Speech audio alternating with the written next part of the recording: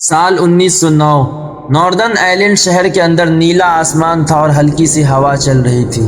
हर दिन यहाँ हजारों मजदूर लोहे के फाटकों से अंदर प्रवेश करते हैं, पुराने कपड़े पहने हुए, जिनके हाथ औजार छूने से पहले ही कालिक से सने होते हैं। ये लोग यहाँ कुछ ऐसा बनाने आए हैं जिसे पूरी दुनिया ने पहले कभी नहीं देखा। टाइटैनिक एक ऐसा नाम जो उस समय लोगों के लिए सिर्फ एक विचार और कागज पर खींची गई रेखाएं थी, लेकिन उन्हीं पेंसिल की रेखाओं में छुपी थी एक ऐसी कहानी जो आज भी लोगों की नींद उड़ा देती है। इंसानों के द्वारा कल्पना किया गया दुनिया का सबसे बड़ा और सबसे लग्जरियस जहाज आरएमएस टाइटैनिक। दिन बीतते जाते हैं हथौड़ों की आवाज़ों के बीच, वर्करों की चीखों में और पाइपों से निकलती भाप की सीटी में टाइटैनिक धीरे धीरे आकार लेता है। जमीन से उठता हुआ एक विशाल पहाड़, आसमानों को चुनौती देता हुआ एक दानव। अखबारों में चर्चा शुरू हो जाती है। कुछ इसे इंजीनियरों का चमत्कार कहते हैं तो कुछ लोग इसे धार्मिक गर्व के साथ कभी न डूबने वाली जहाज बताती है। लेकिन ये सिर्फ लोगों का भ्रम था कि ये जहाज कभी डूब नहीं सकती है। फिर आता है वो दिन 31 मई 1911, जब हजारों लोगों की भीड़ के सामने टाइटैनिक पहली बार पानी को छूता है। सायरनों की गूंज और तालियों का शोर। लेकिन असली कहानी अभी शुरू नहीं हुई है। इसके अगले महीने में जहाज को पूरी तरीके से रेडी किया जाता है, इसे सजाया जाता है और पहली यात्रा के लिए तैयार किया जाता है। और फिर वो दिन आता है 10 अप्रैल 1912, जब दुनिया का सबसे बड़ा और सबसे लग्जरियस जहाज आरएमएस टाइटैनिक, लगभग 300 मीटर लंबा और एक इमारत जितना ऊंचा, जो अपने पहले सफर पर इंग्लैंड से न्यूयॉर्क जा रहे हैं। लोग एक दूसरे से गले मिलते हैं, कुछ मुस्कुराते हैं तो कुछ चुपचाप रोते हैं। कुछ लोग हमेशा के लिए जा रहे हैं तो कुछ लौटने की उम्मीद रखते हैं, और कुछ लोगों को नहीं पता कि आगे क्या होगा। लेकिन उस पल सबकी निगाहें बस एक ही चीज़ पर अड़ी थी, एक जहाज, एक वादा और एक सपना।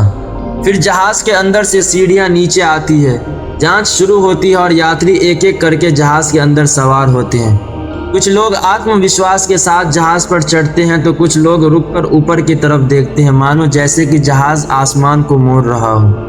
और जैसे ही लोग जहाज के अंदर कदम रखते हैं तो एक नई दुनिया खुल जाती है। चमकते गलियारे, नकाशीदार लकड़ी की दीवारें और खुशबूदार कालीन। ऐसा लगता है जैसे समंदर के बीच एक 5 स्टार होटल बनाई गई हो। ऊपर लगी घड़ी 2 मूर्तियों के सहारे सब कुछ देखती हुई।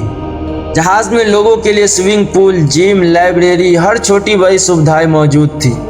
इस जहाज को ऐसे डिजाइन किया गया था कि लोगों को बाहर की दुनिया की कमी महसूस न हो।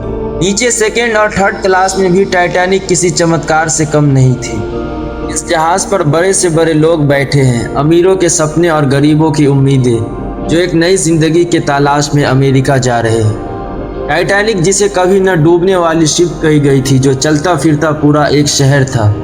2200 से भी अधिक लोग सवार हैं इस जहाज पर। इसे बनाने में $400 मिलियन लगा था।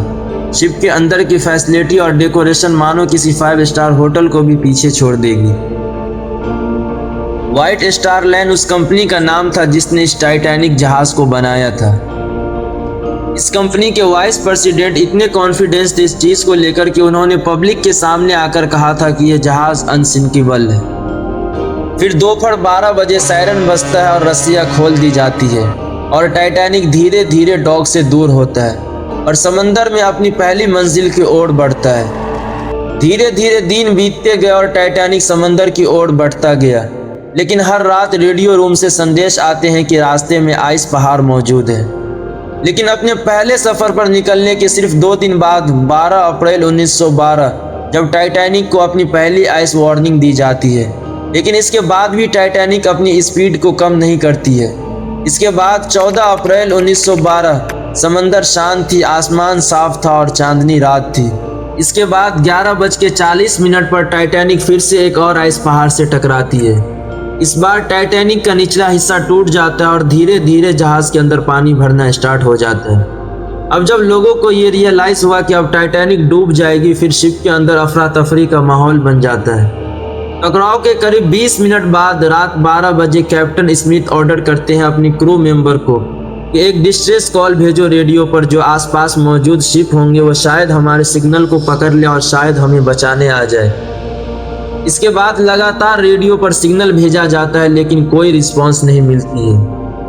फिर 20 मिनट बाद 12:20 पर आरएमएस कारपैथिया, जो उस टाइम टाइटैनिक के पास मौजूद था, वो इस सिग्नल को पकड़ लेते हैं। इसके बाद आरएमएस कारपैथिया के जो कैप्टन थे वो कहते हैं चलो जहाज को मोड़ो, हम चलते हैं टाइटैनिक को बचाने के लिए। लेकिन प्रॉब्लम ये था कि ये जहाज पास था फिर भी 107 किलोमीटर दूर था। मतलब अगर ये जहाज अपनी टॉप स्पीड पर भी आती फिर भी इसे यहाँ तक पहुँचने में 3.5 घंटे का समय लग जाएगा। यहाँ सवाल ये था कि क्या 3.5 घंटे तक टाइटैनिक बची रह सकती है। बाकी क्रू मेंबर्स रॉकेट भी जलाते हैं हवा में, इस उम्मीद में कि आसपास कोई जहाज है तो हमारी मदद के लिए आ जाए। लेकिन अनफॉर्चुनेटली कारपैथिया जहाज के अलावा किसी और जहाज से कोई रिस्पांस नहीं मिली। इसके बाद कैप्टन ऑर्डर दे देते हैं कि शिप में मौजूद बोट के द्वारा पैसेंजर्स को शिप से बाहर निकाला जाए। प्रोटोकॉल के अनुसार औरतों और बच्चों को पहले निकाला जाएगा। रात के 1 बजे तक पानी इतना भर चुका था कि जहाज के आगे वाला कंपार्टमेंट धीरे धीरे डूबने लगा और इसके वजह से पीछे वाला हिस्सा जो था टाइटैनिक का वो बाहर आने लगा था। इसके बाद लोग एक दूसरे से लड़ने लगते हैं बोट में बैठने के लिए। लेकिन प्रॉब्लम ये था कि सिर्फ 20 बोट ही मौजूद थे जहाज के अंदर, जिसमें सिर्फ 1200 लोग ही आ सकते थे। लेकिन जहाज के अंदर टोटल 2200 लोग मौजूद थे। कुछ लोगों ने अपने भाग्य को मान लिया था और जहाज के अंदर रहने का ही फैसला कर लिया। इसके बाद करीब 2:20 पर जहाज 2 टुकड़ों में बढ़ जाती है और फिर धीरे धीरे पानी के अंदर डूब जाता है। 3 घंटे भी नहीं लगे इस कभी न डूबने वाले जहाज को डूबने में। आरएमएस कारपैथिया, जो उस टाइम टाइटैनिक को बचाने निकली थी, वो इस लोकेशन पर पहुंचती है 3:30 से 4 बजे के बीच, करीब 1 घंटे लेट। लेकिन जो लोग जहाज से बोट के अंदर निकल गए थे उन्हें ये सक्सेसफुली बचा लेते हैं। वीडियो आप लोगों को पसंद आया हो तो वीडियो को एक लाइक और एक प्यारा सा कमेंट ज़रूर कर देना।